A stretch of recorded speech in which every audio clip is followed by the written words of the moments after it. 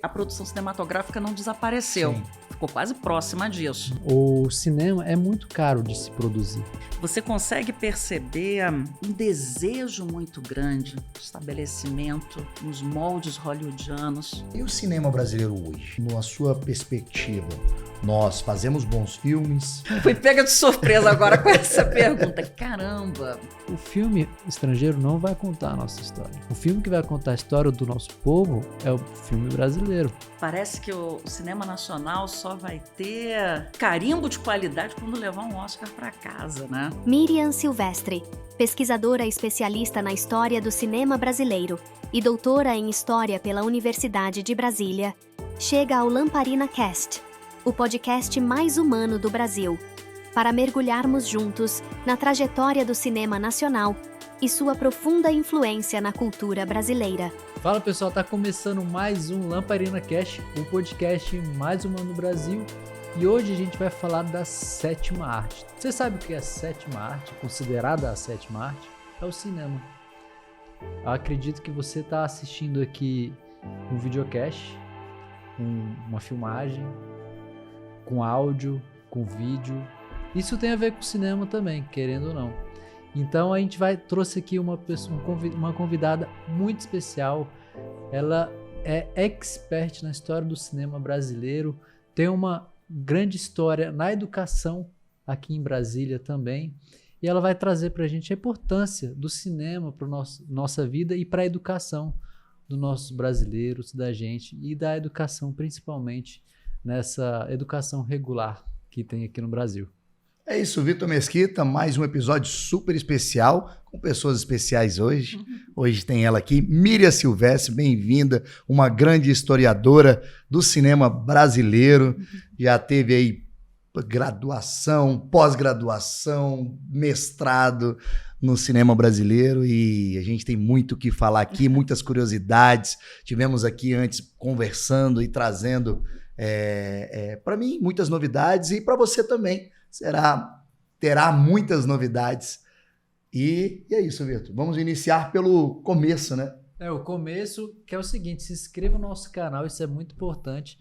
A gente está aqui semanalmente trazendo conteúdos para você que está querendo conhecer histórias de pessoas que têm uma jornada, que pode nos inspirar e assim trazer reflexões para a gente. A gente está sempre buscando trazer temas que tenham uma relevância para a nossa vida, o nosso dia a dia.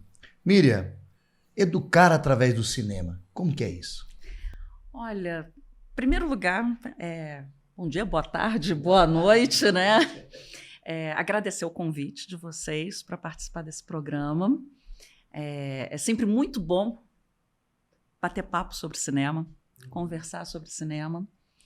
E quando a gente também pensa na questão da educação, é um outro plus, um outro patamar. Vocês me apresentaram, estou lisonjeada com a apresentação. Eu sou historiadora de formação, fiz o meu mestrado, meu doutorado na Universidade de Brasília, dentro da história, mas sobre cinema brasileiro. Eu estudei Mazzaropi no mestrado e no doutorado eu estudei comédias históricas no cinema brasileiro. E engraçado que assim, a época que eu comecei a fazer o meu doutorado, eu defendi minha tese em 2022. E aí você tem, na 2015, 17, mais ou menos assim, a partir de 2014, 2015, você tem uma modificação na Lei de Diretrizes e Bases da Educação, em que é colocado um acréscimo de que fala a respeito da obrigatoriedade da exibição de filmes brasileiros nas escolas. Como que é a dinâmica disso? Aí é outra história. Cada escola acaba arrumando a sua dinâmica para isso acontecer. Mas é algo que é muito importante no sentido de você fomentar a criação, o hábito de uma cultura cinematográfica e conhecendo a nossa cinematografia. Eu sou professora da Secretaria de Educação desde 2002. Hoje em dia eu leciono no Centro de Ensino Médio Elefante Branco, leciono Sociologia para o ensino médio, e também já lecionei História há muitos anos. E aí o que acontece? Eu sempre tive essa preocupação de pensar em como que a gente pode articular não só a coisa da produção cinematográfica, que é algo que está crescendo muito. Você tem uma galera muito boa que está dentro desse processo de ensinar a fazer, a produzir, a fazer filme. Você tem escolas e professores com essa pegada, com essa formação, que hoje em dia, com o celular, você faz muita coisa, né? E aí eu acabo muito indo no sentido de, como eu estava conversando com vocês, brincando, né, que fazer o filme propriamente não é muito a minha praia. Acho maravilhoso, mas não é a minha seara, vamos dizer assim. E eu sempre quis, dentro dessa associação do cinema com a educação, pensar na coisa da cinefilia, do amor ao cinema, que você vai cultivando. E, como chegou a dizer certa vez a Scorsese, você tem outros diretores que falam isso, a melhor forma de conhecer é vendo filme, assistindo. Vai para os clássicos, vai para aquilo que não é clássico, vai para o canônico, aquilo que não é canônico, mas assista, vai conhecendo e você vai aprimorando o seu olhar, porque quando você pensa, por exemplo, nesses cineastas mais dessa turma, assim, mais da década de 70 para cá, que é uma galera que fez formação para estudar realmente cinema, também fazem parte de uma geração que cresceu assistindo cinema. Então, você tem toda essa paixão pela sétima arte através da experiência, a experiência coletiva, que é você estar numa sala escura, completamente conectado com aquilo que está sendo projetado na tela, junto com uma porção de pessoas. Isso é muito legal. Isso é interessante, lindo, né? Porque antigamente o pessoal tinha costume, isso há 200 anos atrás, nas casas tinha um piano, né? Uhum. Tinha um momento em casa, no dia, que o pessoal sentava para ali uma pessoa da família tocar o piano, o pessoal ouvir música, né? Ou seja, a apreciação da música. E daí veio a evolução, né, da indústria musical. Sim. E foi se perdendo isso, né?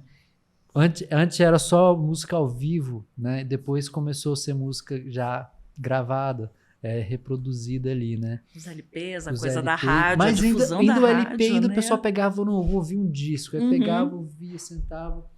E hoje em dia eu acredito que a única arte, quer dizer, a arte plástica ainda tem isso, de você for assistir uma exposição e apreciar uma arte ali, um quadro, né? Uma exposição. Mas o cinema tem isso, né? Você sentar e assistir um filme, né? Isso é uma coisa, uma cultura que a gente tem ainda, que eu acho isso fantástico, né? Aham. E a gente não pode deixar isso se perder, né? Com certeza. Miriam, você falou que em 70 foram as grandes bilheterias, não foram? O que acontece? Você tem... quando a gente pensa, por exemplo, e quando estava vindo para cá, tinha comentado com vocês a notícia, né, de que o Ainda Estou Aqui chegou à marca de 5ª maior bilheteria do cinema brasileiro. O filme que estreou em novembro, 7 de novembro de 2024, já atingiu... A gente mal começou fevereiro e ele já atingiu essa marca. Quando você vai buscar isso, a lista das maiores bilheterias do cinema brasileiro é um objeto de estudo interessantíssimo. Porque o que acontece? Você tem a formação dessas grandes listas a partir de 70, através da Embrafilme. Então, antes disso, você tem uma noção dos filmes que fizeram sucesso, mas não esses dados sistematizados de bilheteria, de bilhetagem, vamos dizer assim. E aí você vai ter... Acho que eu fugi um pouco da pergunta que você fez. Eu comecei a falar aqui de outra coisa. Está indo pelo caminho. O que acontece? O que você vê quando você das pega das bilheterias. grandes bilheterias do cinema nacional? Você consegue perceber por ali, por aquela lista, o que chama a atenção do brasileiro para sair de casa? para ir ao cinema. E o que chama a atenção do brasileiro? Você tem de um todo. Você tem o grande forte, uma força assim, imensa da comédia. A comédia, assim, tem o seu espaço, você consegue perceber isso. E aí comédia, eu estou falando de um grande guarda-chuva, que vai pegar desde a comédia para o público infanto-juvenil, como a pornochanchada, que tem uma pegada cômica. Cômica, né? Então, botando isso num grande guarda-chuva de gênero cinematográfico, você vê isso de forma muito presente. Mas, por outro lado, você também tem, dentro dessa listagem, e aí é facilmente consultável na página da Ancine, por exemplo, você vê ali que tem documentário. São poucos, mas tem. Outra coisa que você vê fazendo muito sucesso, a cinebiografia, que os americanos chamam de biopic. Você tem isso, você olha ali a lista e você percebe, no decorrer dos anos, que quando você pega a lista da Ancine, a referência são os filmes com mais de 500 mil espectadores, desde 1970. Então, essa lista vai crescendo assim, o tempo todo. E aí você percebe, em determinadas épocas, o que levava, num determinado período, o brasileiro a família para ir assistir. E aí a gente tem aquele caso consagradíssimo do que foi o fenômeno. Aí você tem uma ideia do que foi o fenômeno de o Dona Flor e Seus Dois Maridos, que ficou em 76. Como grande bilheteria durante 30 anos, né? Exato. Que só foi ultrapassado em 2010 com Tropa de Elite 2. E até então, soberano nesse sentido. Então, aí você começa a perceber um pouco do que é esse gosto. Você tem filme histórico. Você tem o filme histórico cômico, como, por exemplo, Carlota Joaquina, cuja estreia faz 30 anos. O grande marco da retomada do cinema brasileiro, completa 30 anos agora, está ali entre as grandes bilheterias. Tem um Chica da Silva. A retomada devido que nos meados de 1990, né? Uhum. Acontecia que não houve na verdade, houve uma extinção A Embrafilme foi extinta no governo Collor. E no governo Collor foi extinta e se ficou 7, 8 produções anual. Quando uma você coisa muito pega pequena. São várias coisas Sim. acontecendo assim ao mesmo tempo, né? Você tem uma entrada cada vez mais maciça da produção estrangeira no país e aquilo que joga uma pá de cal na produção, que é o fim da Embrafilme. E aí você tem um outro processo de articulação, de reorganização da cena cinematográfica brasileira, procurando ressurgir.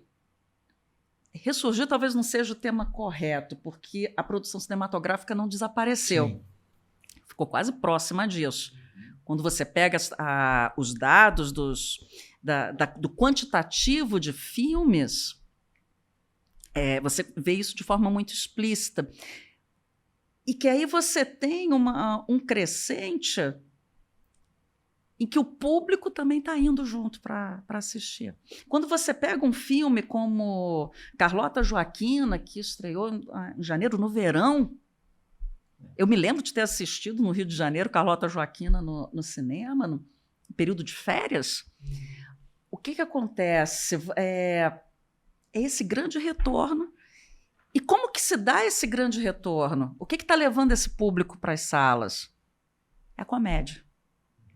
E aí, claro, você tem filme histórico, você tem filme policial, o que foi o fenômeno de Tropa de Elite quando apareceu. Você tem dramas também. E é muito interessante, muito bacana quando você pega assim e vê um filme como Ainda Estou Aqui, por exemplo, que chega a essa marca, que é um filme que fala a respeito da ditadura militar, sobre coisas que aconteceram, sobre desaparecimento de pessoas, sobre tortura. E você vê que ele está atingindo os mais diversos públicos. É uma coisa impressionante de se ver. Porque, assim, ao mesmo tempo, uma coisa que me bateu muito quando eu fui assistir, que tinha sido o seguinte, é um filme que fala da ditadura? Fala, mas fala de um drama familiar, antes de mais nada. Fala a respeito de uma família que vê a sua vida passar por uma reviravolta com o desaparecimento do Rubens Paiva. Então, tanto que, inclusive, enquanto você tem alguns filmes que mostram de forma muito explícita a questão da própria tortura, o que eu achei muito interessante também do Ainda Estou Aqui, tem vários pontos, claro, é a maneira como ele acaba abordando assim, isso, porque é a perspectiva da família. Sim. Então, é toda essa jogada, e você percebe o quanto que isso tocou as pessoas. Você não chega à 5ª maior bilheteria do cinema brasileiro? Sim. Você vê como que a obra está tocando as pessoas. E aí... Perdão. Aí o que acontece? Aí, voltando para a coisa das próprias listas, da lista das maiores bilheterias mostradas na Ancine, você consegue perceber fenômenos dentro da cinematografia nacional. Como, por exemplo, está ali na lista O Primeiro Nosso Lar, que faz parte de toda uma conjuntura de filmes espíritas, que tem ali um nicho numa determinada época, nos anos 2000, e que está ali dentro dos filmes que tiveram grande alcance junto ao público. Então, isso te dá uma espécie de raio-x daquilo que eu gosto. Sociedade. Exato. Cidade de Deus é um deles. Exato. Né? Uhum. Que, na verdade, uma produção ali foi gasto, não uma produção barata, vamos dizer assim, que não tão cara, como, vamos dizer, Piratas do Caribe, custou 397 milhões de dólares, produção mais cara, é lógico que isso é o extremo, né? Sim. Mas é o que é uma boa história, né? É o raio-x da sociedade. E como você consegue perceber isso? Você vê o perfil, uma coisa que é um filão muito forte dentro do cinema nacional, é o filme infantil. E aí você consegue perceber esse crescente desse tipo de produção quando você pega pelas obras dos Trapalhões, na década de 70, que surgem na cena cinematográfica brasileira e começam paulatinamente a desbancar aquele que era o rei das bilheterias nacionais, que era o Mazzaropi. E aí você vai percebendo todos esses encadeamentos. Quando você vê um filme sobre Elis Regina, um filme sobre Cazuza, um filme sobre Tim Maia, que estão ali naquela lista. O brasileiro quer saber, quer assistir isso. Quer saber dos seus heróis, né? Exato. Ou então dos grandes crimes. Você tem um filme sobre o caso Cláudia, filme da década de 70, ou iníciozinho dos 80, fugiu agora a data, mas que está ali entre as grandes bilheterias, que faz a gente até pensar nas produções do começo do século XX, como Os Estranguladores, né, que também era uma obra baseada em um crime que chamou a atenção do país, pelo menos. Né? Mazzaropi, né? Mazzaropi, se falando do raio-x do brasileiro, ele, na verdade, ele teve um crescimento. O primeiro filme, igual você me falou, o primeiro filme do Mazzaropi, na verdade, ele interpretou um motorista de caminhão que era um italiano, né? E não era o caipirão em si. No terceiro filme, depois do terceiro filme que veio o caipira. Exato. E por que ele trouxe esse caipira? A identificação com a nossa sociedade naquela época? Tem uma coisa que é muito interessante quando a gente pensa nos filmes do Mazzaropi, associa muito com a figura do Jeca Tatu do Monteiro Lobato.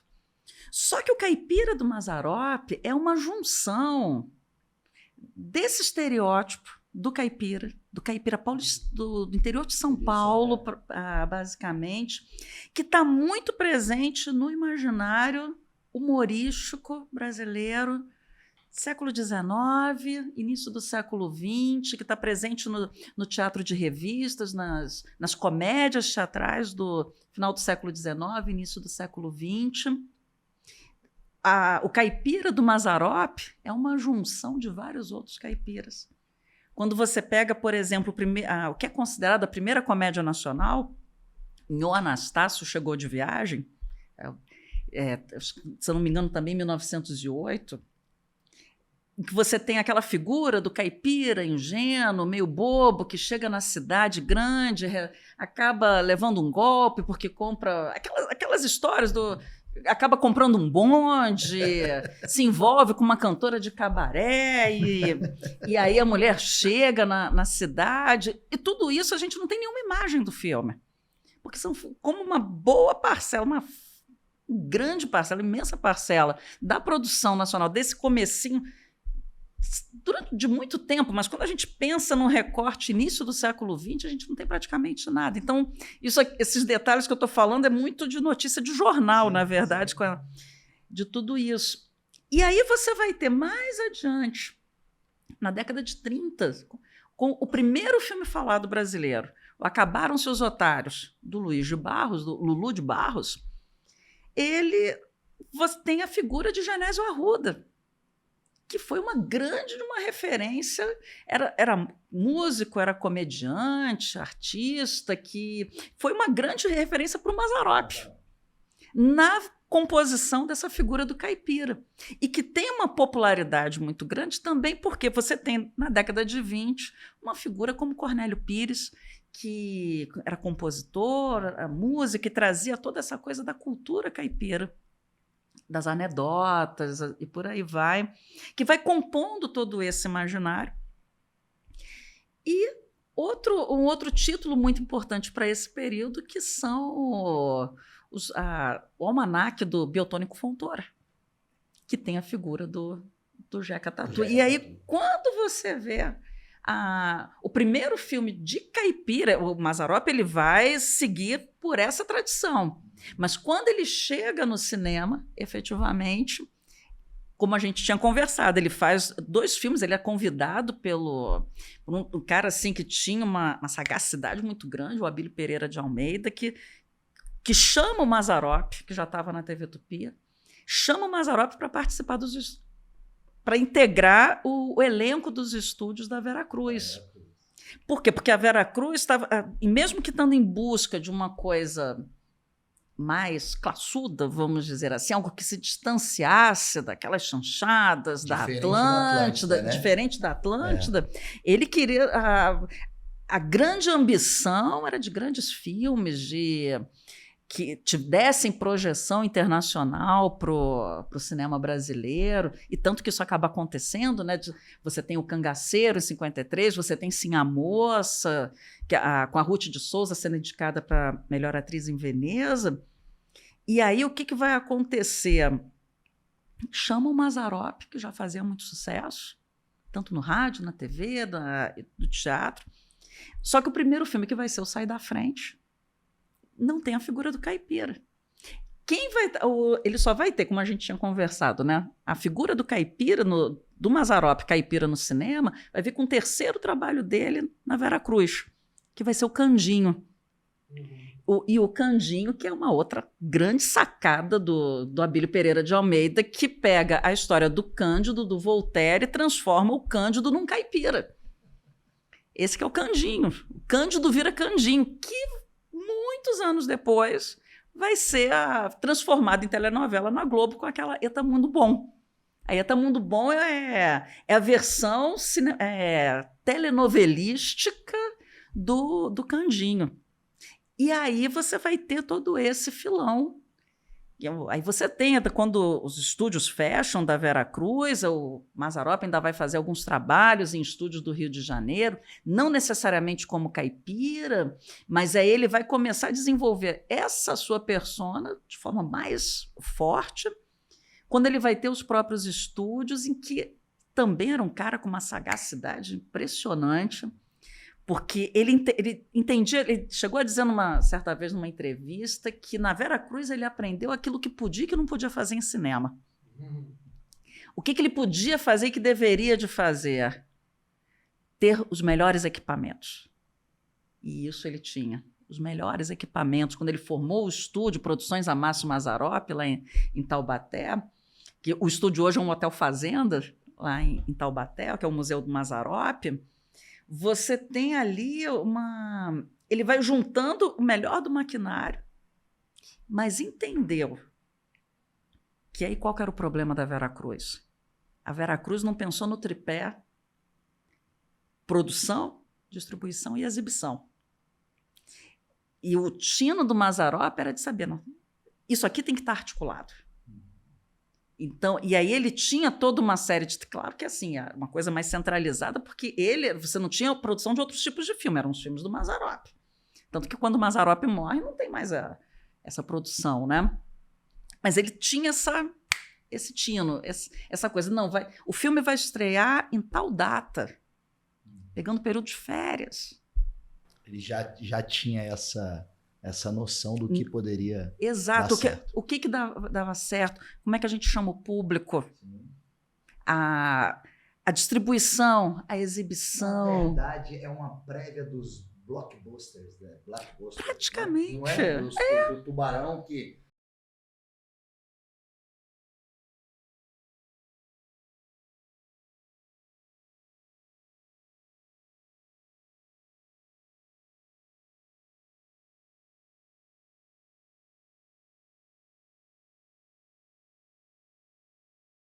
Outra coisa que ele fazia era de trazer... Isso é uma tradição muito grande dentro do cinema brasileiro, de trazer essas figuras da TV, da rádio. Olha as comédias que são produzidas hoje em dia, dessas, vamos dizer, essas neochanchadas, como tem por vezes o termo, de filmes que são principalmente estrelados por figuras de grande sucesso da televisão, muitas das vezes reprisando seus papéis de programas de televisão em filmes. Qual que vai ser a sacada também do Mazzaropi nesse sentido? Ele vai trazer para os filmes dele quem está fazendo sucesso. Então você vai ter uma Elza Soares cantando, uma Hebe Camargo, um Aguinaldo Raiol estando ali presente. Que já eram celebridades, digamos assim, exatamente, do cenário do rádio, né? E da televisão já. Que já é algo que já faz parte também dessa tradição do cinema brasileiro, quando ele tenta dialogar assim, com o público, vamos dizer assim, de trazer essas figuras.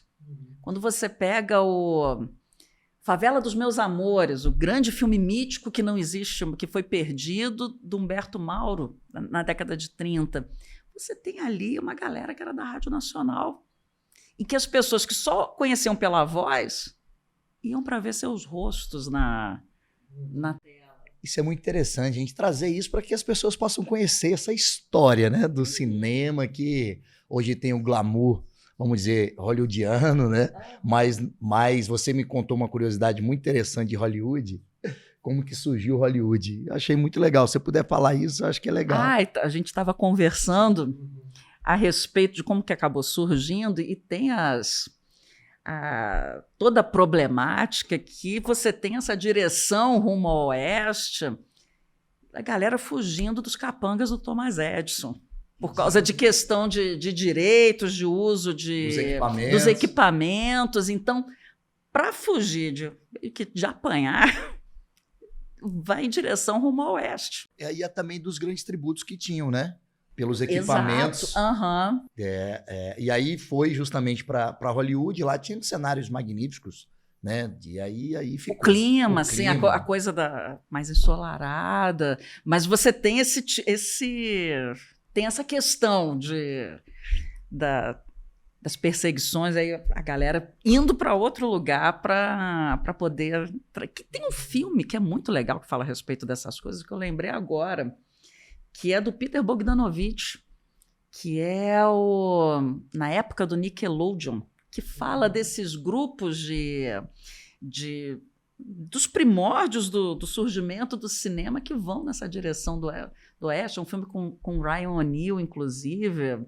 O Peter Bogdanovich tinha essa coisa, né, de obras. Era um cara que também era um historiador do cinema, que você tem hoje registros assim incríveis de uma galera que estava desde o começo do cinema, que ele entrevistou, que ele registrou. Aí tem um livro muito legal, já esgotado, dele de entrevistas com esses grandes cineastas, que é afinal, quem faz os filmes. E que você escuta essas histórias da galera do comecinho do cinema, Pô, por que você foi para lá? Por que isso? Eu estava atrás do emprego. Tipo, eu falei que viram que eu sabia andar a cavalo, eu fui. E umas histórias super curiosas, né? Miriam, o Pagador de Promessa foi o grande boom, né? Mas antes disso, o que teve, vamos dizer assim, num cenário internacional, que as pessoas começaram a conhecer mais o cinema brasileiro, foi o Cangaceiro. Exatamente. O Cangaceiro tem uma história muito curiosa, né? Porque, assim, ao mesmo tempo que é o filme que trouxe uma projeção internacional, porque você tem nomes do cinema brasileiro que ganharam projeção internacional. Carmen Miranda, delas. Mas aquela ambição de um reconhecimento internacional da nossa cinematografia, isso vai estar muito presente no espírito do surgimento da Veracruz. Só que o que acontece? Quando a Veracruz, você tem essa consagração com o Cangaceiro, no festival ganhou o prêmio de melhor filme no festival filme de aventura no Festival de Cannes, ela estava praticamente falida. Os estúdios da Veracruz fecham suas portas, encerra, depois fazendo coisas mais assim, periódicas, mas assim, 54 é o último filme, que é o Floradas na Serra. E aí tem uma vez eu escutei uma frase que eu achei interessantíssima. A consagração crítica veio com o Cangaceiro, mas quem levou dinheiro para Veracruz foi o Mazzaropi. Eu vi isso na minha orientadora do mestrado, a professora Elizabeth Cancelli. Essa grande pegada. Então, assim, você tem realmente, de fato, o Cangaceiro tem essa aura toda. Cria-se com o Cangaceiro um gênero muito brasileiro, que é o filme de cangaço, o nordeste, que aí vai ter um filão como o próprio Lampião, Rei do Cangaço, uma série assim, imensa de produções que vai estar presente na época da retomada. Curioso, assim, isso, a retomada do cinema brasileiro vai trazer, assim, você vai ter muitas produções históricas e pelo menos 3 grandes produções na temática do cangaço. Vai ser o Baile Perfumado, você vai ter o Corisco e Dadá e um remake do Cangaceiro. E aí você vê, com isso, você percebe o peso dessa obra.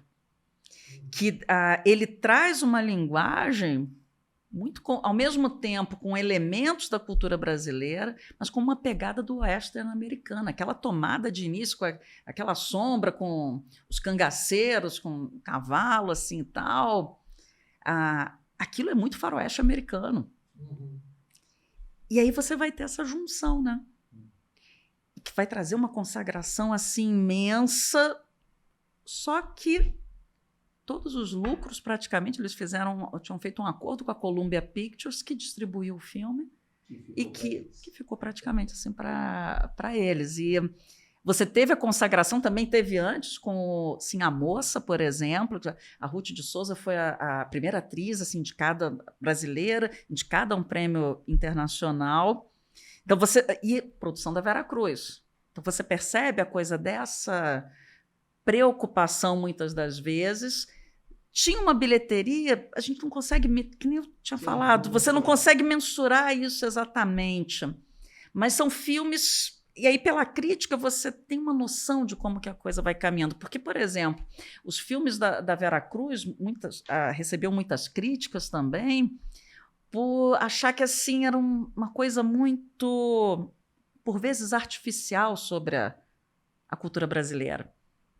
Então, que era uma coisa assim, muito para estrangeiro, veio que não tinha esse elemento mais genuíno, vamos dizer assim.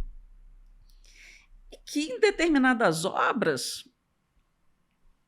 eu acho que funcionou bastante. E o Cangaceiro, para mim, na minha leitura, na minha percepção, tem essa pegada. E aí os filmes do Mazzaropi, o Sai da Frente, Nadando em Dinheiro e Candinho, eu acho que são filmes incríveis do cinema nacional.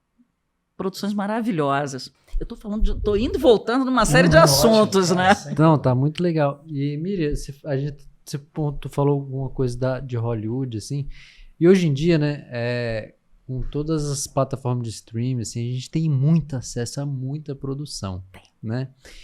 E, assim, qual, para você, sua opinião, pode ser mais técnica, também mais pessoal também, no sentido, assim, de qual a diferença do cinema brasileiro para o cinema de Hollywood? Olha, é uma pergunta que, assim, como é que eu posso te responder?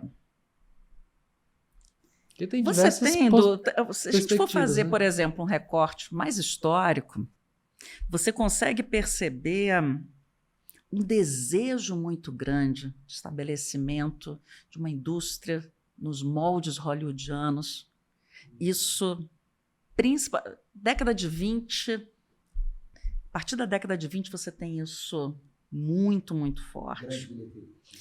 De grandes estúdios, formação de grandes estúdios. A Vera Cruz vai ter na década de 50 vai ter esse formato, né? Esse desejo de implementar um tipo de obra, um tipo de filme, um tipo de produção que se equipare às produções hollywoodianas. E é interessante você perceber isso, porque eu pego exatamente esse recorte com a década de 20. Antes da Primeira Guerra Mundial, você tem diversas grandes cinematografias. Dinamarca, Itália, França, em termos de Europa, e essas produções chegavam no Brasil. Além de você ter, claro, as produções norte-americanas, estadunidenses. E aí o que acontece? Com a Primeira Guerra Mundial, você tem sido uma paralisação da produção assim, de filme, mas ela cai bastante. Está em guerra. E no Brasil acaba tendo uma problemática, uma coisa de ter o material para poder fazer filme. Quando você tem o Vicente Paulo Araújo falando da bela época do cinema brasileiro, ele faz um recorte temporal que mostra uma produção intensa.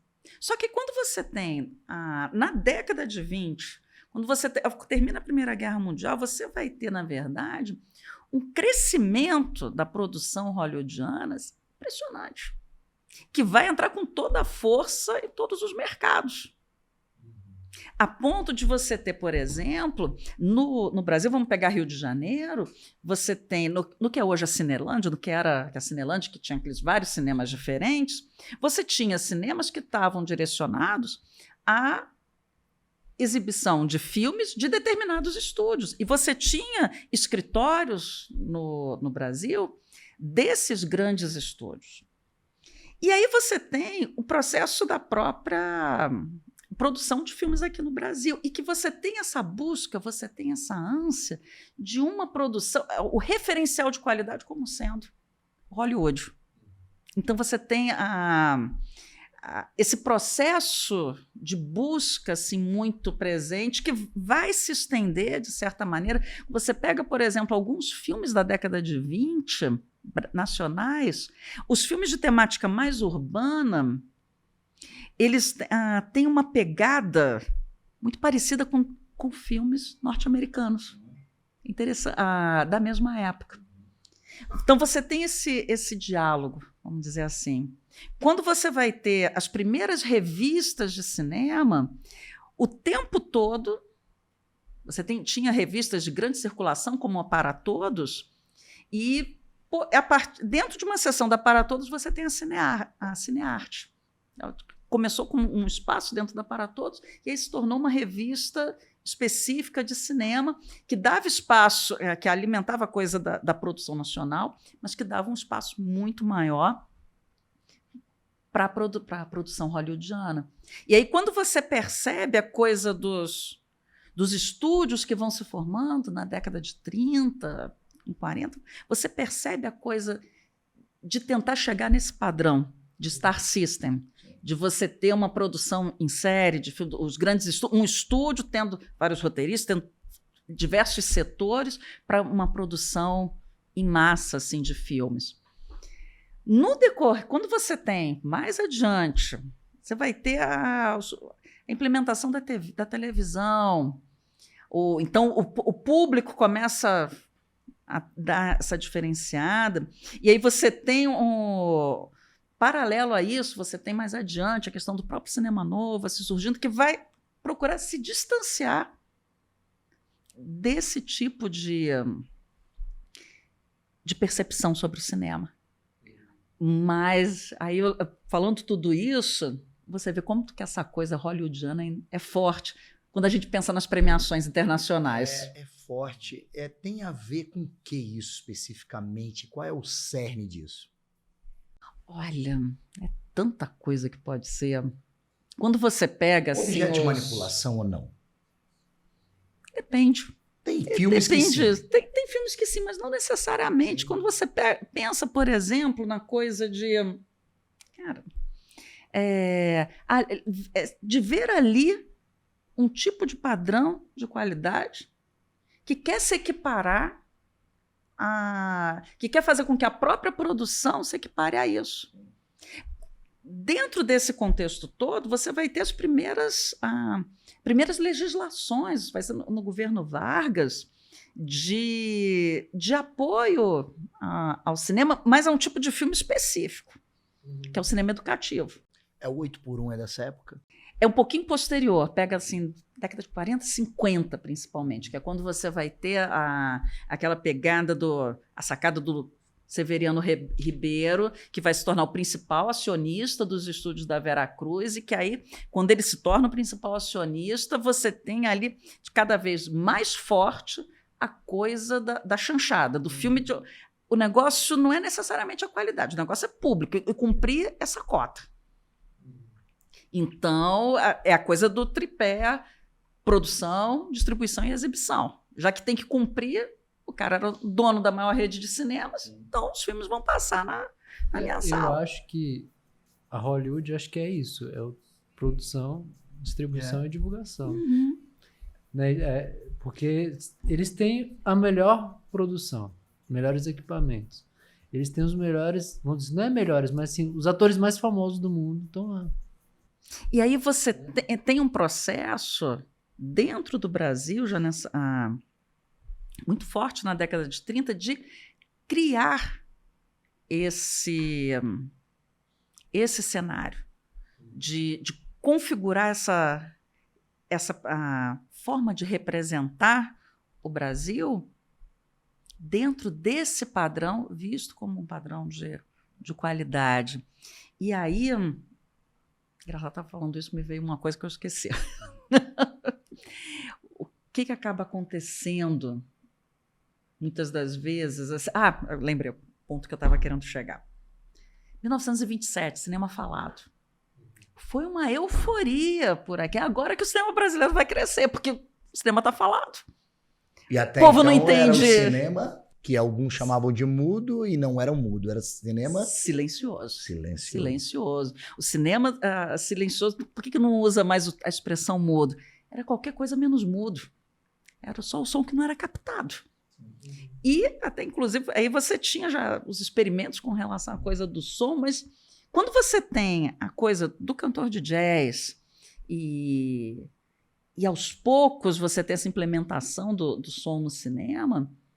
Tem Adhemar Gonzaga, Pedro Lima, que eram Adhemar Gonzaga foi o dono da Cinédia, o Pedro Lima era jornalista, crítico de cinema que escrevia na Cinearte, criou a Cinearte junto com o Adhemar Gonzaga. Agora que vai dar certo, porque não tem legenda, não tem dublagem, o povo vai assistir o quê? Vai assistir o filme nacional. Só que aí a coisa não aconteceu exatamente como se estava imaginando, porque o que acontecia? Você não tinha leis que regularizassem de alguma forma, elas eram muito escassas, que regularizasse, de certa forma, essa entrada de produção estrangeira no país. E aí, o que acontecia? A cota não era para o filme estrangeiro, era para o filme brasileiro. Esse primeiro filme falado, que é O Cantor de Jazz, em 1900, isso era um filme americano. Isso, um musical americano, com Al Jolson, 1927, que aí lançado... houve a mudança justamente do cinema Silencioso para o cinema falado. E aí, dentro desse contexto, quando se imaginava que era o momento de que, enfim, ia ter o baita de um crescimento da produção nacional, vão se desenvolvendo outras coisas. A legendagem. Ou um negócio que era muito doido, que tinha no começo do cinema falado, que os estúdios gravavam o mesmo filme para idiomas diferentes, para atingir diferentes idiomas, com outro elenco, mas com os mesmos cenários. O Drácula tem isso. O Drácula do Bela Lugosi, do Todd Browning, ele é filmado 2 vezes no mesmo estúdio. Um pela equipe americana, que é o do Bela Lugosi, e outro com uma outra equipe, um diretor americano, mas com um ator espanhol, se não me engano, Carlos Villarí, e que é um Drácula espanhol. Pensando em quê? Pensando no mercado latino-americano. Então, você tinha essas outras estratégias, na verdade, e junto com tudo isso, você não tinha uma regularização quanto à produção que chegava. Porque quando começou a se pensar em cota, e isso era uma briga dessa galera da cinearte, do meio cinematográfico da época, de que não, a cota não tem que ser para o filme brasileiro. O incentivo tem que ser para a produção nacional. Mas era aquilo que estava se conseguindo dentro desses embates todos. É uma opinião pessoal, que eu estou estudando isso também, porque assim, o cinema é muito caro de se produzir. Uhum. Por exemplo, a gente está aqui no podcast, quem acompanha a gente desde o primeiro episódio para hoje, a gente desenvolveu muito. As câmeras não são as mesmas, os microfones não são os mesmos, a iluminação não é a mesma. A gente tem desenvolvido cada vez mais para ter melhor qualidade de áudio, melhor qualidade de imagem, só que isso é caro. Exato. Né? E assim, e eu vejo que, por exemplo, os Estados Unidos, o governo investe muito no cinema. E tem uma outra historicamente coisa, falando, né? Quando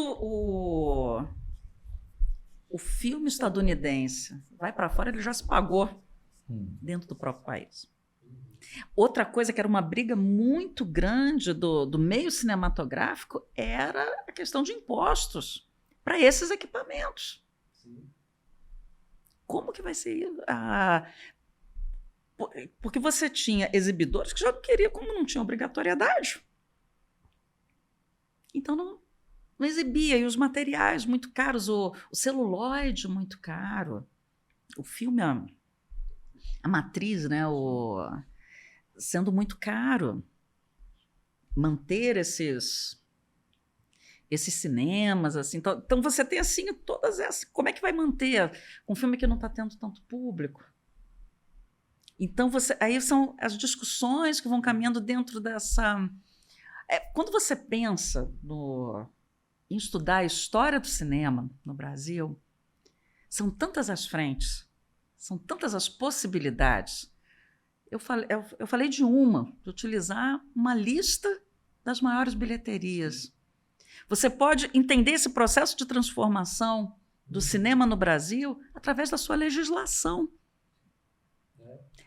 Porque você vai percebendo de que forma que o incentivo ao cinema ele vai acontecendo dentro de determinados contextos. Quando você pega uma Embrafilme, tipo de filme que era produzido e tal, as propostas dentro da época da ditadura de fazer filmes históricos, e aí você tem determinados tipos de filmes históricos que a ditadura tinha interesse, sim, que o governo militar tinha interesse de que fosse veiculado. Então, aí você vai percebendo todo esse processo de transformações. Ou então, quando você pega, dentro do site da Biblioteca Nacional, da Hemeroteca da Biblioteca Nacional, você tem acesso às revistas da Cinearte. Então, você consegue ver por aquelas revistas o que essa galera estava escrevendo e ansiando pelo cinema brasileiro.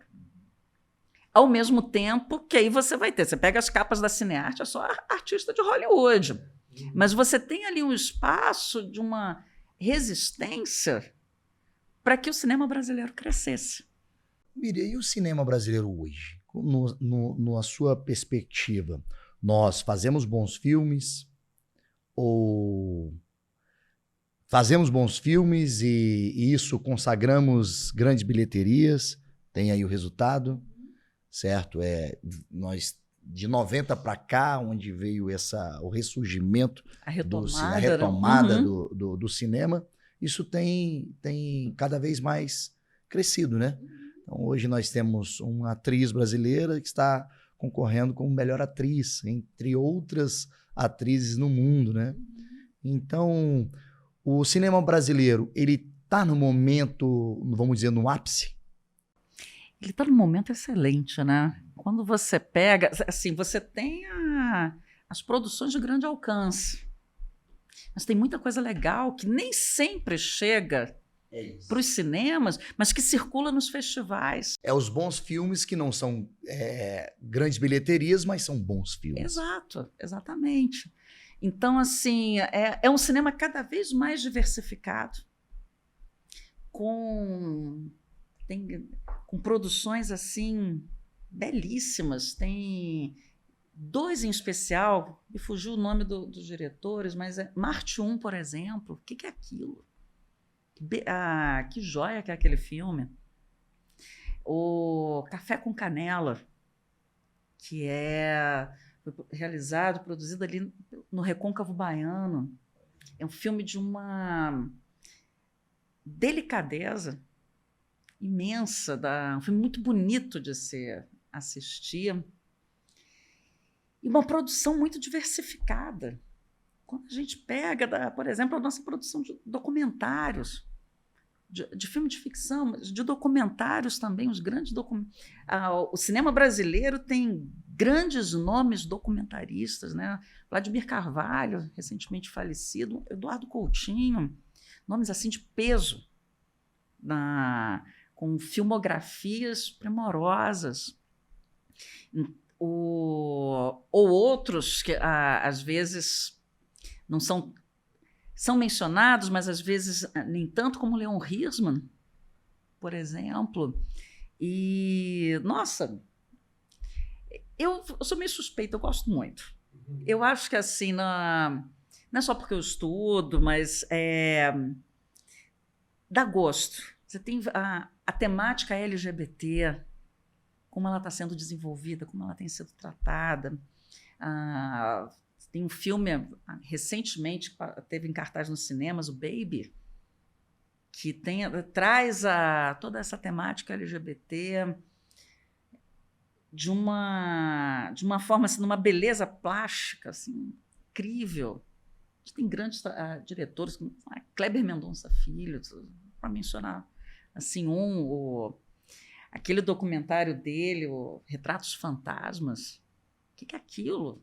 Assim, que emociona muito quem tem a coisa da lembrança, da memória afetiva dos espaços cinematográficos, dos espaços das salas de cinema, das salas de exibição, sem ser necessariamente nos grandes conglomerados de shopping centers, né? Mas sim nos cinemas de rua, que hoje em dia a gente praticamente não tem, né? Não tem, né? Nos interiores acontecia muito, né?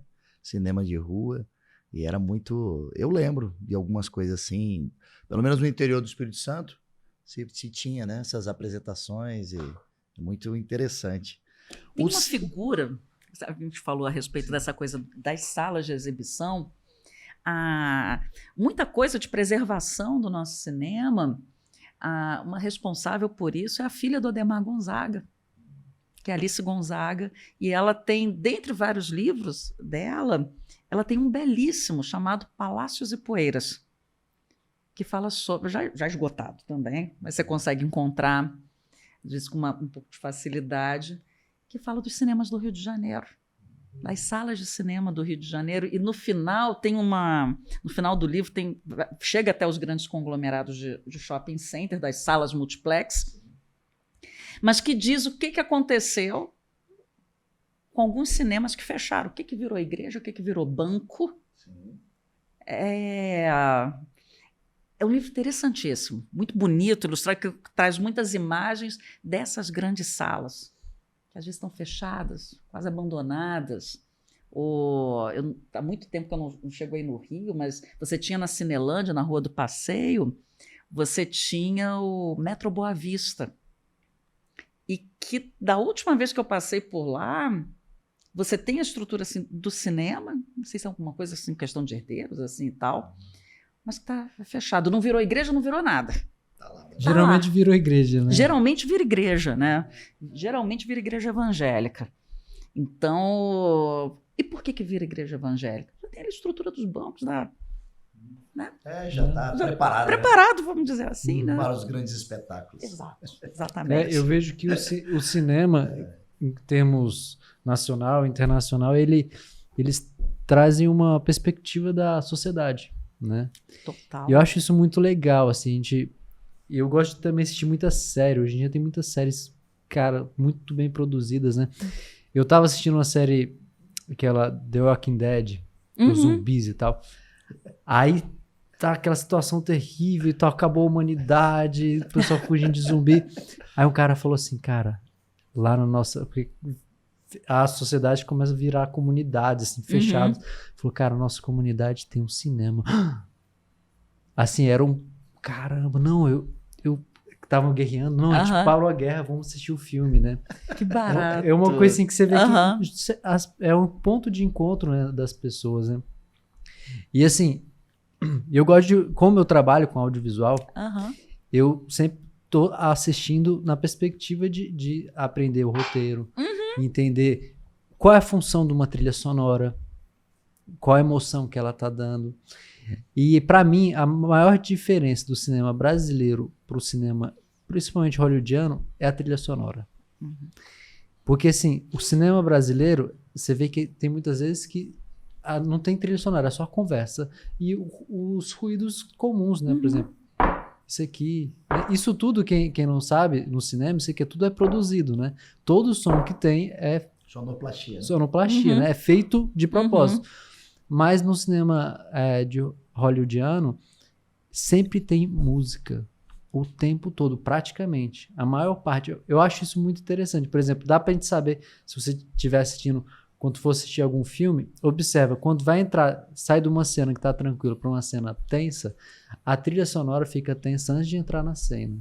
Como se preparasse o espectador. Preparou o espectador que vai estar acontecendo alguma coisa. Ou seja, se você quer saber se deu certo ou errado aquela cena, presta atenção na trilha sonora antes que já vai dar coisa. E eu acho isso muito interessante, assim, isso é uma opinião minha, né? E Miriam, qual a importância do cinema na educação?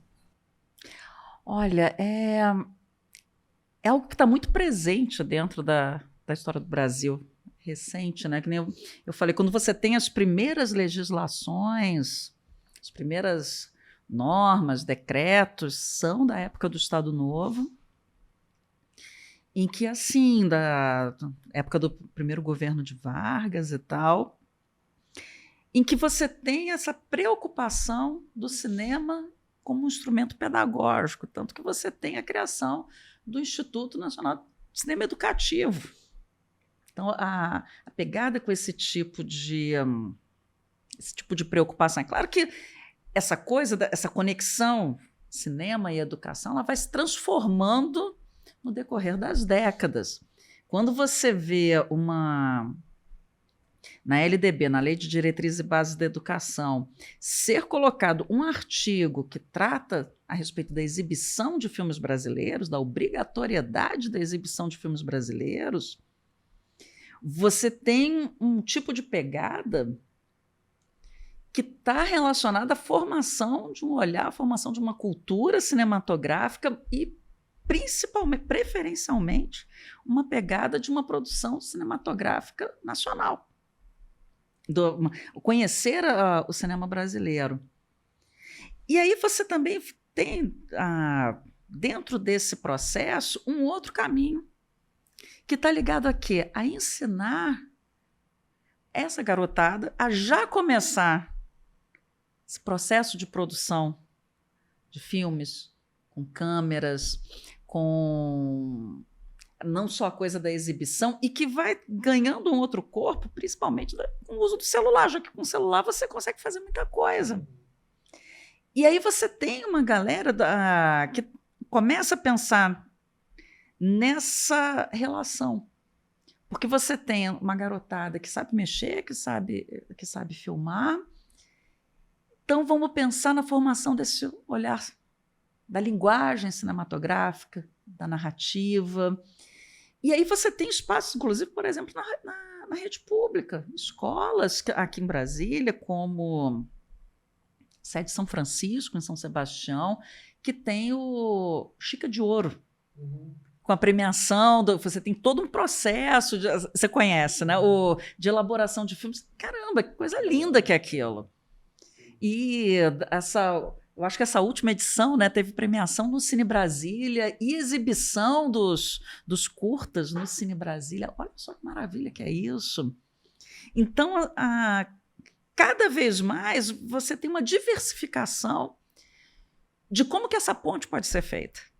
Ela tá ligada a uma elaboração de um pensamento crítico, a conhecer a cultura cinematográfica das suas mais diversas formas, inclusive de poder fazer. E aí, o que você vai fazer? O que você vai estar registrando? Como que faz parte todo esse processo? Na escola onde eu trabalho, no Elefante Branco, você tem a companhia de teatro do Elefante Branco e também tem produção de curta-metragem.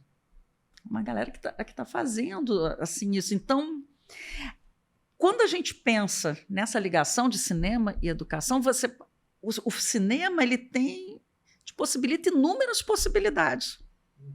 Seja através da percepção do seu olhar, de você conhecer, seja como uma forma de você tentar entender como que era um período, uma época, e expressar, e como que você e também exercitar o seu olhar para fazer esse registro. Miri, o cinema tradicional está ameaçado com essas novas formas, digamos assim, de consumo, como vídeos curtos, rede social? Olha, eu fico até meio assustada com essas coisas, porque eu acho que eu sou meio tradicional nesse ponto. Eu gosto de ir no cinema. Sim. Eu gosto de estar ali de ter a experiência de assistir o filme ali na telona. Então, eu tenho uma dificuldade com essa questão, porque... E aí eu falo muito disso com os meus alunos. Assim, cara, é outra coisa. E aí eu incentivo muito para que eles estejam... estejam atentos à programação de espaços, como, por exemplo, ao Cine Brasília, em que você tem mostras de filmes que às vezes são gratuitas. Esses dias mesmo está tendo uma mostra itinerante da Cinemateca Brasileira. E que a entrada é gratuita. E você tem acesso, você tem contato, a possibilidade... Eu acho que eu sou meio sentimental. Eu fico emocionada quando eu vejo um clássico na tela. Quando tem uma edição comemorativa de, sei lá, 30 anos do filme. Não, eu quero assistir. Antigamente rolava uma coisa dessas uma vez que passou um Rastros de Ódio do John Ford no cinema. Não, é outra coisa. Quando você tem a possibilidade de poder ter esse contato. E aí a minha reflexão tem sido muito assim no sentido de está tudo tão instantâneo, de consumo tão rápido, e que as pessoas, por vezes, deixam de sentar, apreciar, se permitir assim, apreciar, de contemplar a tela, de se desconectar do ambiente, estar com todo o olhar voltado para para aquilo que está passando na É a na beleza tela. de um todo, né? Igual o Vitor falou, de uma música, de uma produção bem feita, né? De uma história bem contada, né? Eu acho que é tudo, isso aí, a gente às vezes está perdendo um pouco essa percepção, né? Como que vai ser essa transformação? Não sei, está tudo tão acelerado na Já tá atualidade, sendo, né? né? Eu Já acho está que- sendo. Eu acho que assim, e aí eu penso como professora, como historiadora, como uma historiadora que estuda cinema, que já há anos que eu estudo cinema, eu digo muito no sentido de, caramba, assistam os filmes, vejam, procurem conhecer, às vezes uma coisa, e apreciar aquilo que vocês estão vendo. Às vezes dá certo, às vezes não dá, mas Ô, Miriam, já que você falando nisso, cita pra gente, para as pessoas que estão nos acompanhando, 5 filmes que realmente transformaram Miriam. eita, só 5. Tem certeza? Agora fui pega de surpresa agora com essa pergunta. Caramba! 5 filmes. Eita, fé. Eu Que vem também não com- consigo pensar, não. Acho. Olha, Não vale as grandes bilheterias, Ben-Hur. aí vai. Tô tem brincando. um filme nacional que eu gosto Isso. muito, Nacional. que eu acabei conhecendo por causa da tese. E que eu achei assim, uma das coisas mais inventivas da nossa cinematografia. O Ladrões de Cinema, do Fernando Cone Campos, um filme de 77, que tem uma história tão inusitada, que o que acontece? A história fala de é o primeiro filme nacional com um elenco com praticamente todos os artistas consagrados negros ali presentes. Você tem Ruth de Souza, você tem Grande Milton Otelo já. Gonçalves, Grande Otelo. E tem a história, o mote da história é incrível. Você tem um grupo de sujeitos do Morro do Pavãozinho, que rouba os equipamentos de uns americanos que estavam filmando o carnaval. E aí sobe o morro com as câmeras, com tudo. E aí eles pegam a câmera e tem um devaneio. Não, a gente não vai vender os equipamentos. A gente vai fazer cinema. Que legal isso. Legal. E aí tem toda uma discussão do tipo de filme que vão fazer. Vai fazer o quê? Vai ser filme de porrada? Vai ser filme do...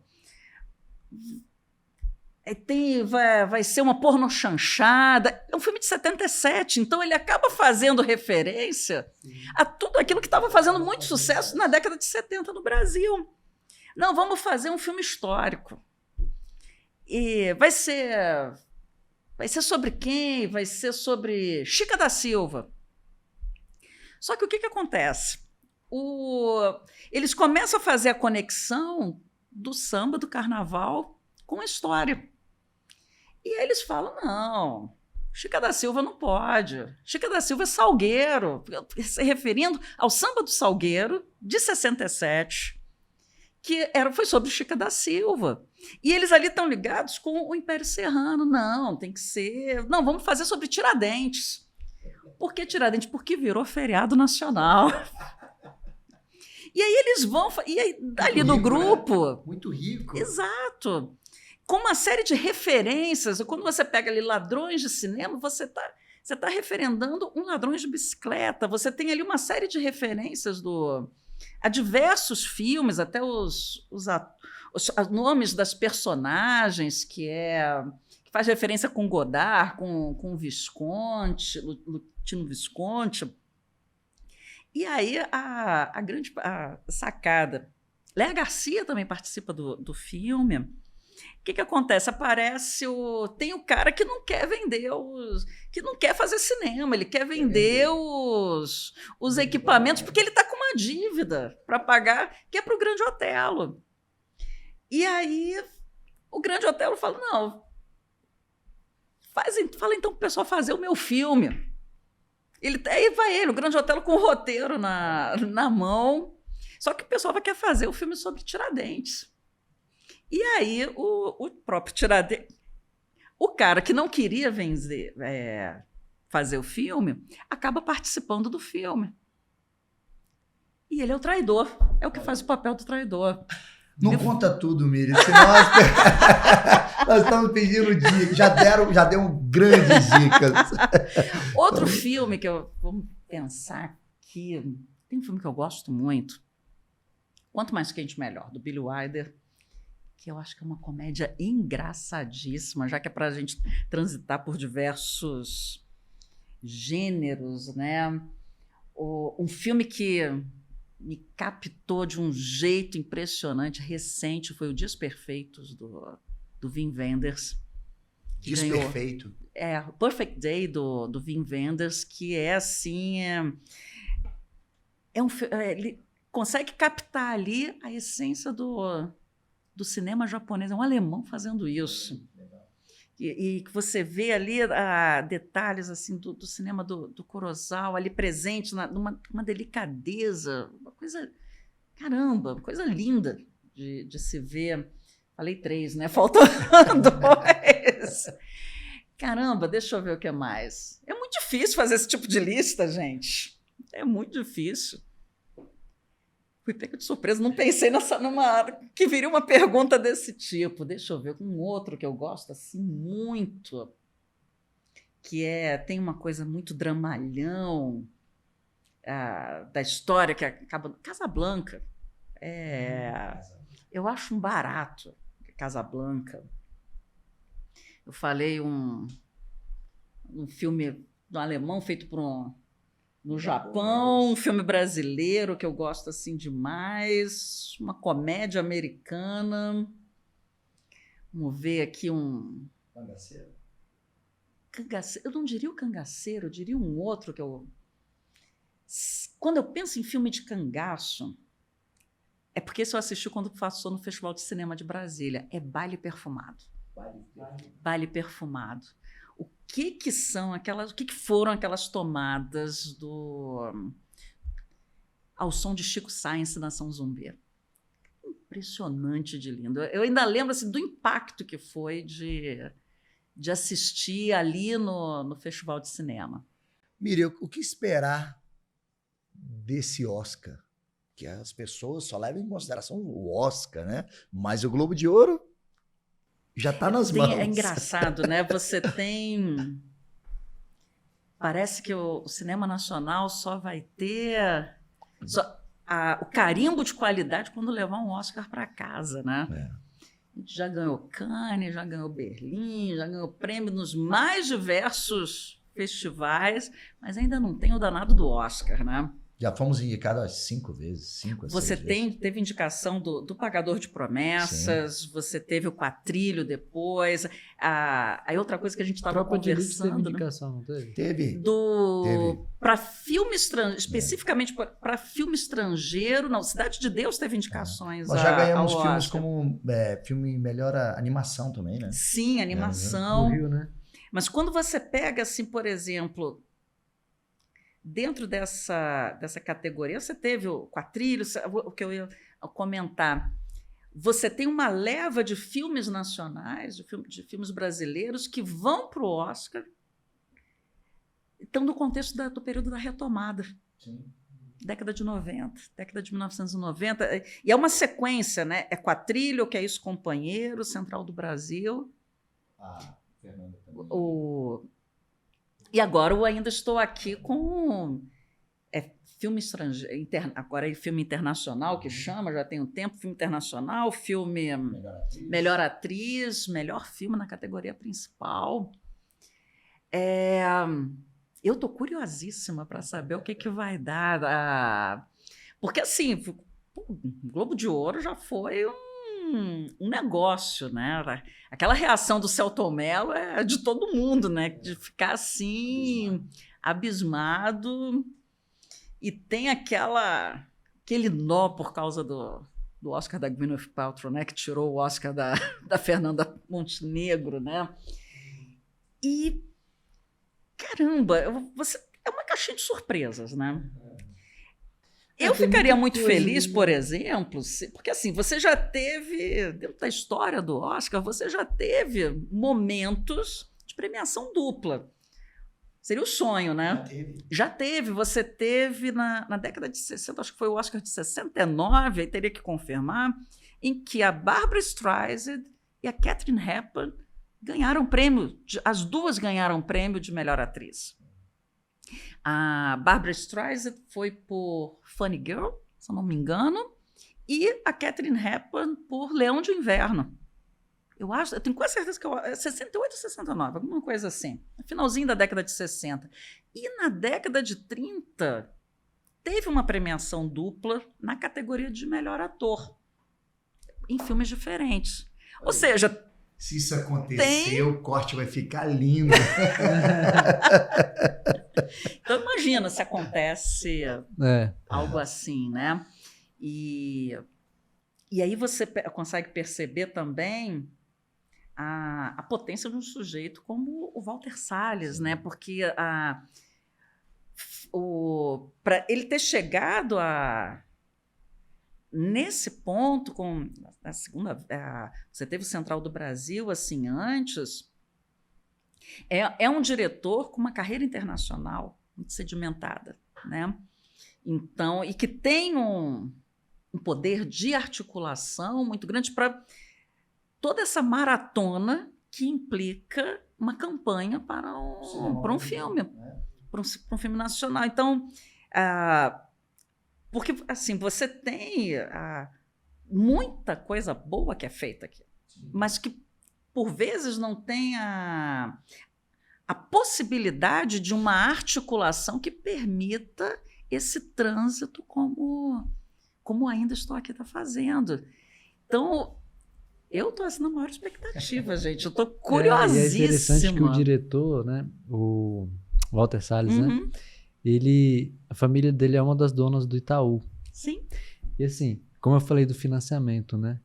Você vê como faz diferença. Faz diferença. Ele tem o talento, todo o mérito dele, mas total. se não tiver o investimento, por que eu falo isso? Porque para a gente valorizar a nossa arte, sabe?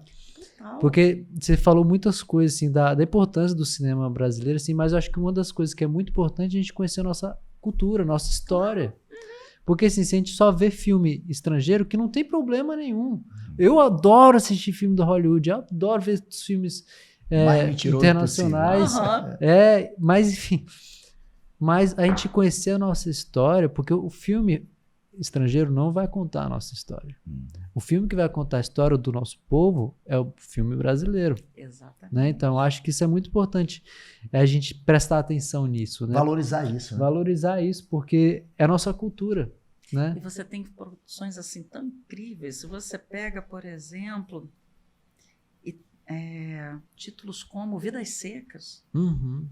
No ano passado, o Alto da Compadecida também, né? O Alto da Compadecida, o Vidas Secas, eu cheguei dentro de um trabalho interdisciplinar da escola, que a gente estava fazendo, de questão do período do modernismo e tal. Aí, como eu leciono sociologia, e minha cabeça funciona com filme, eu pensei, modernismo, Vidas Secas.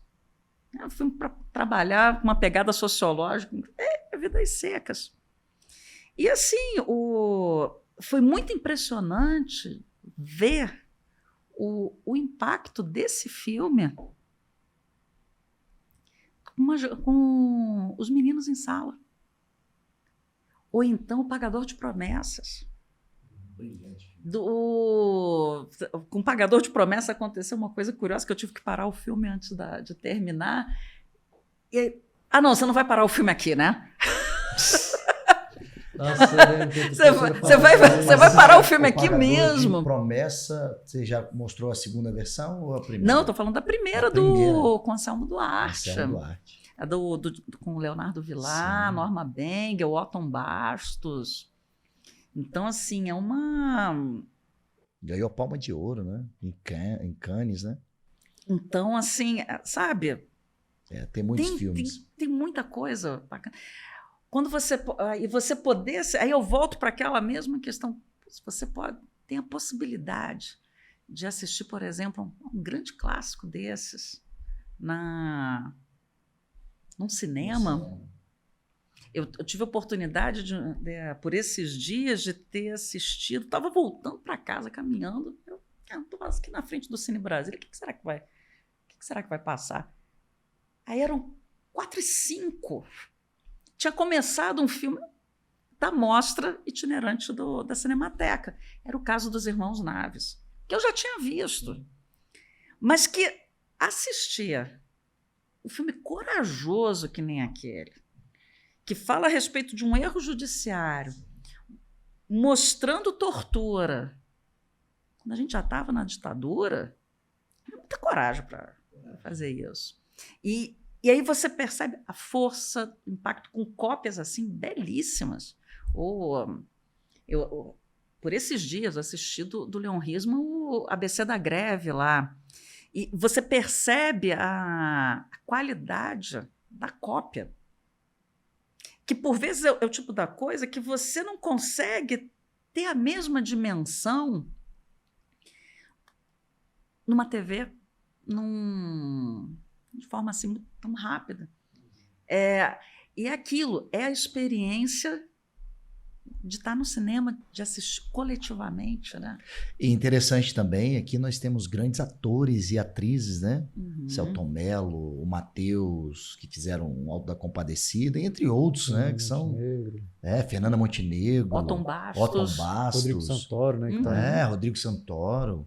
E entre outros mais antigos, né? Chamado de old school, né?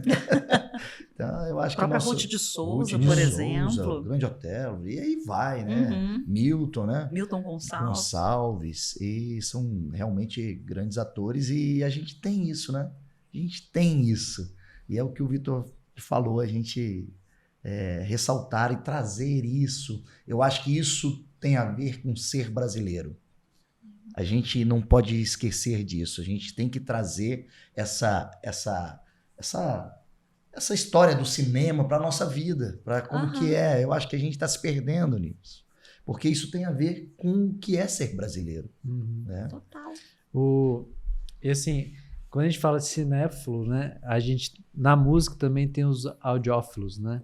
Sim, sim. E para quem não sabe...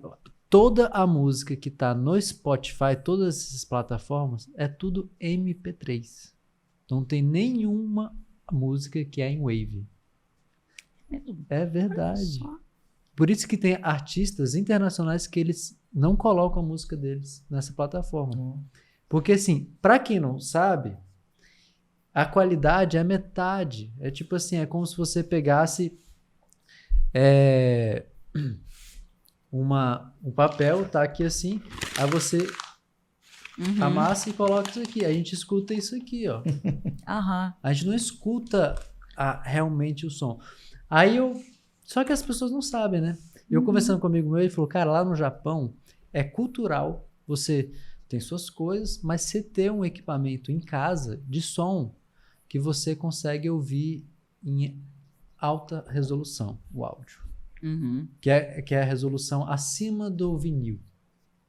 Ou seja, bem assim você consegue. É outra experiência. Então, é uma cultura que os japoneses têm de fazer. Por exemplo, quando tem muitos artistas que, quando eles vão gravar, eles gravam mirando o mercado internacional em alta resolução. Justamente por conta disso. Porque tem a cultura de assistir. E no Brasil, quando a gente vai assistir um filme, eu falei da trilha sonora, né? Tem um 5.1. Cara, isso faz toda a diferença na mixagem, né? Até mesmo o estéreo. Geralmente a pessoa vai assistir no celular, é mono. Verdade. Você perde muita qualidade, né? E assim, numa telinha aqui, assim, né? Aí quando você vê numa telona, um áudio, uma poltrona legal, né? É diferente. É outra experiência. E a coisa do incentivo, do investimento é muito importante, porque quando você pega determinados filmes de períodos mais antigos, que se fala muito da coisa da dificuldade quanto ao som, também estava ligado a uma falta de investimentos. O que importava? O filme estrangeiro. O filme estrangeiro está legendado. Então, para que vai melhorar essas esses pontos. Mas faz parte desse processo de transformação. Hoje, e você consegue perceber isso quando você se depara com a lista, que é um caminho, né? Das maiores bilheterias, dos filmes de grande público. As pessoas vão. Você tem estudos que mostram, quando você tem Dona Flor e Seus Dois Maridos como maior sucesso, você tem ali uma série de fatores que propiciavam também isso. Uma quantidade imensa de salas de cinema no país e um preço de ingresso acessível. Por que também muita gente não tem mais o hábito? Não basta você gostar também. É caro. Uma ida ao cinema implica numa série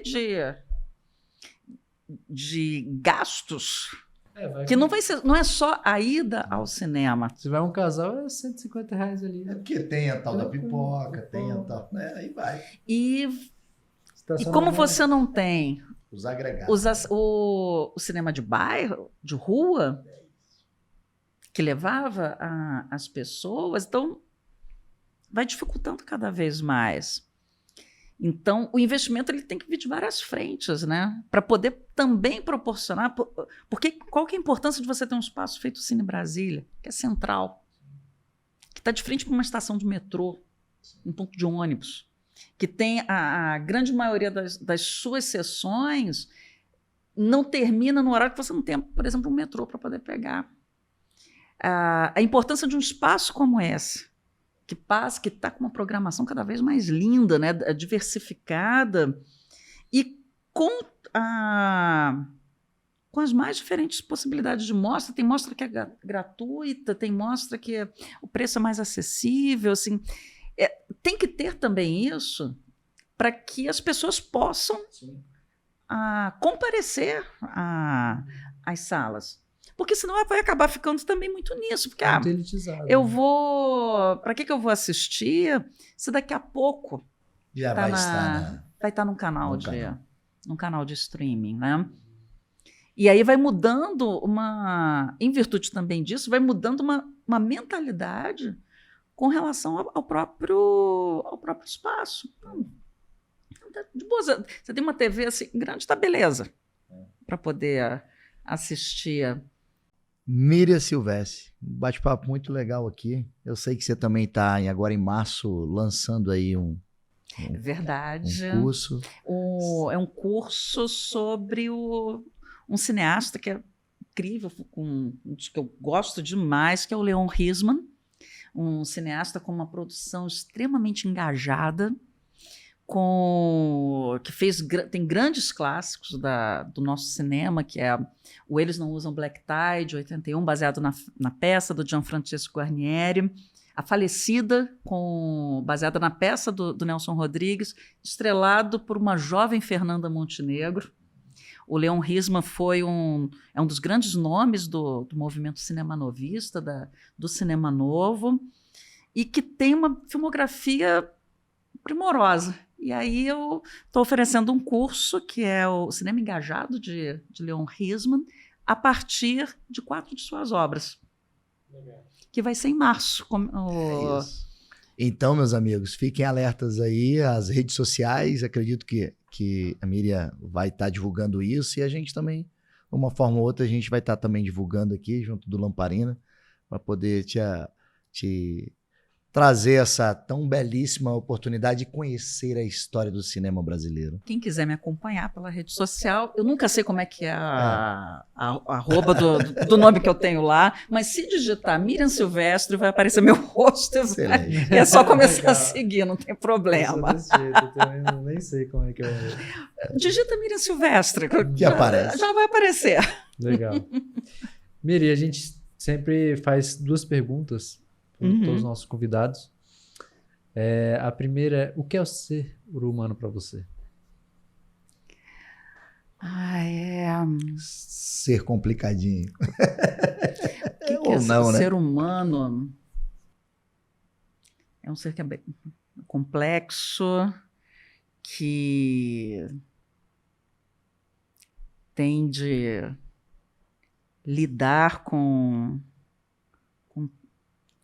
com tudo isso que está à nossa volta e talvez ainda não esquecer que a gente não é isolado, não é uma ilha, eu veria um pouco por esse caminho.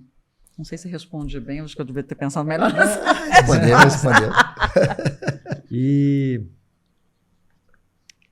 a gente está no início do ano ainda, né? Uhum. Se você fosse escolher uma palavra que você sente que esse ano você quer, assim, para sua vida, assim, que palavra você escolhe? A palavra que eu escolho para esse ano... Harmonia. E por quê? Harmonia traz o equilíbrio, né? E num mundo que está assim são tantas violências, são das mais diversas formas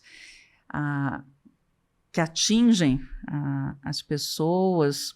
A harmonia conecta com o equilíbrio, com a própria saúde mental, o saber lidar com o outro, o não ficar cego para o mundo que está à nossa volta, saber que tem um outro com sentimentos e que o respeito, acima de tudo, tem que existir, né? Acima de tudo. Legal. Boa oportunidade, eu achei muito rica a nossa história aqui hoje, história do cinema brasileiro e cinema no mundo. Essa historiadora aqui, Miriam, gostamos muito aqui. Eu que adorei ficar batendo papo aqui, falando de uma coisa de outra, puxando um assunto, puxando outro. Foi uma delícia, obrigada pelo convite. Uma oportunidade, o que a gente faz no Lamparina é trazer conteúdos que realmente as pessoas possam estar vamos dizer, somando na vida dela. Eu acho que esse conteúdo tem muito que somar, com certeza. Eu agradeço, obrigada. Miri, a gente sempre deixa aberto para você quiser voltar, para a gente poder falar mais desse assunto, ou falar de outros assuntos também. A casa está aberta para você poder voltar. Eu vou adorar conversar, passar quase 2 horas aqui de bate-papo sobre cinema. Eu adoro, eu sou suspeita. Legal. E você que nos assistiu, que nos acompanha aqui, quero agradecer também pela audiência que está assistindo aqui até esse momento. Se inscreva no nosso canal, aperta no sininho, comenta aqui se você já assistiu algum desses filmes que a Miriam trouxe pra gente. E ela trouxe diversos filmes pra gente poder conhecer. Eu mesmo sou um pouco mais novo que o Fábio Gabriel, né? Só um pouco. Eu não conheço tantos filmes como você falou, mas vou conhecer um tanto agora. Tem um outro que eu gosto muito. Vou tentar fechar os 5. Sim. Viver, do Kurosawa. Viver, do Kurosawa. O filme Viver, do Akira Kurosawa. Legal. E era uma vez... Eu ando numa coisa com os filmes japoneses, gente. Era uma vez em Tóquio também, um brinco. Então tá aí, viu? Você ainda que não conhece o cinema japonês, o cinema asiático também está em grande relevância hoje no cenário mundial, né? Eles estão investindo muito nas produções e nos atores. Então é isso. Falamos de cinema hoje aqui e foi muito gratificante. No coração deste Brasil, aqui em Brasília, mais um Lamparina Cast para você. Até a próxima e quero ver você seguindo a gente. Curte aí. Até mais.